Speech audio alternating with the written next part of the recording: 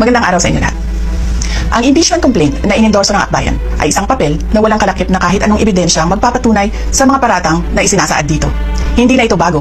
Matatandaan na ang impeachment laban sa akin ay naging sagot nila sa aking pag-alis sa gabinete. Isang hakbang na isinagawa dahil hindi na maipaliwanag ng Pangulo ang patuloy na pagkalugmok ng bayan sa kahirapan dulot ng kanyang kapabayaan at bisyo. Noong 19th Congress, binuksan pa nila ang isang investigation in aid of legislation. Hindi upang lumikha ng batas, kundi upang magsagawa ng isang malinaw na fishing expedition para sa planadong impeachment laban sa akin.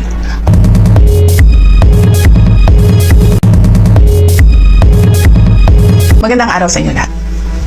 Ang impeachment complaint na inendorso ng akbayan ay isang papel na walang kalakip na kahit anong ebidensyang magpapatunay sa mga paratang na isinasaad dito. Hindi na ito bago. Matatandaan na ang impeachment laban sa akin ay naging sagot nila sa aking pag-alis sa gabinete. Isang hakbang na isinagawa dahil hindi na maipaliwanag ng Pangulo ang patuloy na pagkalugmok ng bayan sa kahirapan dulot ng kanyang kapabayaan at bisyo. Noong 19th Congress, binuksan pa nila ang isang investigation in aid of legislation. Hindi upang lumikha ng batas, kundi upang magsagawa ng isang malinaw na fishing expedition para sa planadong impeachment laban sa akin. Paulit-ulit nilang ibinandera ang isyung Mary Grace Piatos bilang umano'y bahid ng katiwalian. Kahit na sa kabila ng lahat ng investigasyon ay wala silang naipakitang kahit isang direktang paglabag sa paggamit ng confidential funds. Sumunod na dito ang bentahan ng mga pirma para sa impeachment at ang mga tinaguriang for later release projects na ipinangako umano sa ilang miyembro ng Kamara upang itulang ang impeachment laban sa akin. Mga pangyayaring mismong inamin na ng ilang mambabatas sa kanilang mga naging pahayag. Mga kababayan, walang kredibilidad ang akbayan upang mag-endorso o magsumite ng impeachment complaint.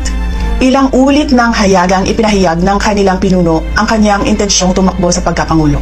Isang malinaw na indikasyon ng pampolitikang motibo sa likod ng kanilang mga hakbang. Huwag nating kalimutan ang makasaysayang talumpati noong Agosto 2024 ni Risa Ontiveros, kung saan malinaw niyang inilahad ang tunay na motibo ng akbayan bilang isang grupo. At habang ang anak niya ay may kapangyarihan pa, hindi magiging madali ang ating laban. While VP Sara is in power, the threat of a full-blown Duterte comeback is still a very real and present danger.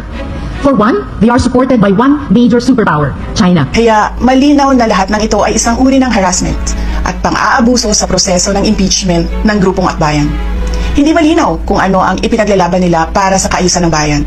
Pero napakalinaw ng kanilang pamumulitika at pagpapahirap sa usaping diplomasya ng ating bansa.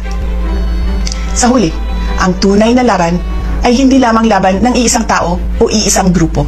Ito ay laban para sa katotohanan at sa dangal ng ating bansa. Naway magsilbi itong paalala sa ating lahat na ang kapangyarihan ng impeachment ay hindi dapat ginagawang sandata ng politika, kundi isang banal na proseso para sa hustisya at pananagutan.